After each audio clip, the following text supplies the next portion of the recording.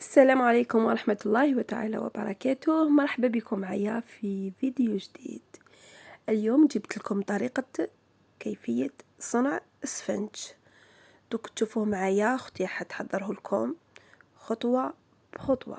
شوفوا معايا، عندكم هنايا زوج مغارف تاع خميرة الخبز. نتوما ديروا زوج مغارف كبار، نتوما ديروا على حسب الجو. كي تكون سخانه نقصوا شويه، كي تكون البروده حاجه باينه ديروا زوج مغارف. ونزيدوا زوج مغارف كبار تاع السكر. هي هنايا اختي راهي دير عينها ميزانها، بصح انا راني نعطيكم المقادير. نحكموا الماء دافي، يكون شويه سخون ماشي سخون بزاف. نتوما ديروا نص لتر تاع الماء، ديروا حسب افراد العائله، عينكم ميزانكم. دوك هنايا ديروا نص ريتله، خلطوه مليح كما راكم تشوفوا. شوفوا طريقه التحضير كيفاش راهي دير، شوفوا طريقه العمل كيفاش راهي دير. سمحوا لي هكذا. تحكم دوكا الكيلو تاع الفارينه ديروا.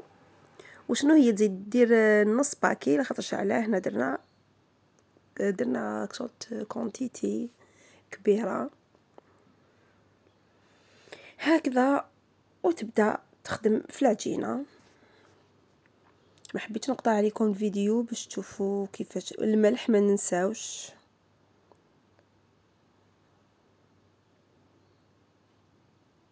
الملح نتوما ديروا ملعقه صغيره. شوفوا كيفاش راهي تخدم فيه، تبعوا معاها كل الخطوات. هنايا درت في باسينه بالخطيوه تاعها، نتوما تقدروا ديروا فيه جفنه هكذا. شوفوا كيفاش يتخلط فيه.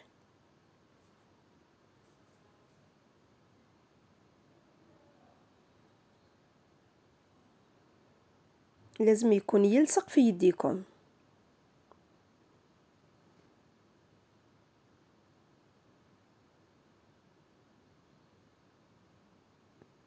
شوفوا كيفاش يتعجن فيه. دركا ولا تخبط فيه. واش دير يديها في الماء دافي وتبدا تخبط.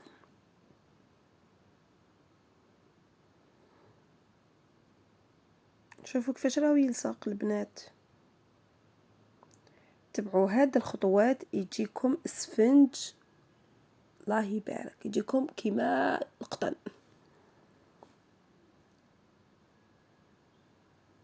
شوفوا كيفاش يتخبط فيه.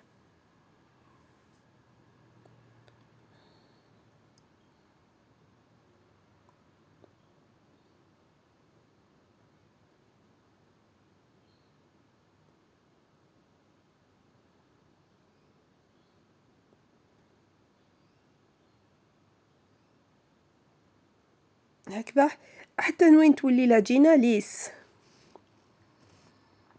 شوفوا العجينه كيفاش كانت وكيفاش ولات. شوفوا البنات، حنايا دوكا انا نغطيه ونخليه باه يخمر. كي يخمر نزيدو نعاودو نهبطوا له الخميره 3 مرات. دوك نوريلكم. شوفوا هنايا نوجدوا السنيوه تاعنا مدهونه، ونوجدوا الزيت هنايا في الصح. نديروا زيت سخون، نوجدوا لي سيرفيات هكا في السنيوه. بعد ما هبطنا لها الخميره 3 خطرات، هذه الخطره الثالثه هكا. شوفوا كيفاش رانا نهبطوا لها في الخميره. شوفوا معايا، خليتها لكم تشوفوها خطوه بخطوه. دوكا نديروا الزيت في يدينا، ونديروا قريصات تاع العجين هكذا. ديروا كيما راكم تشوفوا، دائما ديروا يديكم داخل الزيت، تحكموا العجينه وقرصوها هكذا. حكموا قريصات صغار، ديروا وحده متبعده على اختها هكذا.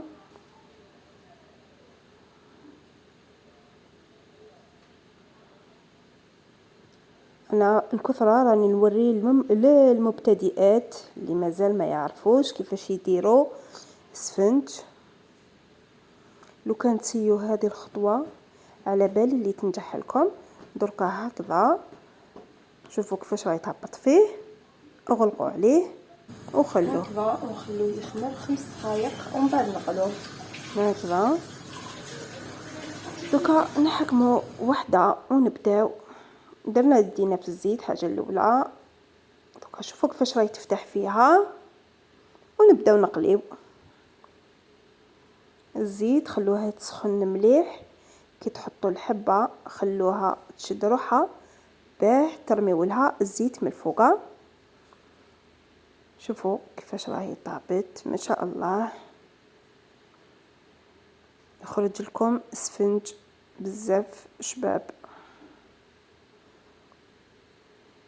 ودوكا نروح نزيد نوري لكم الحبه الثانيه.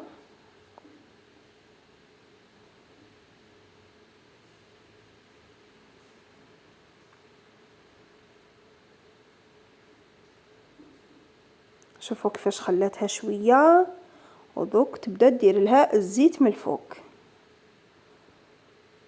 شوفوا هنايا راهي كملت طيباتو كامل. نقولها يعطيك الصحه اختي، ربي يخلي لك صحتك. حبيباتي هذا هو الشكل النهائي. نتمنى تكون عجبتكم الوصفه.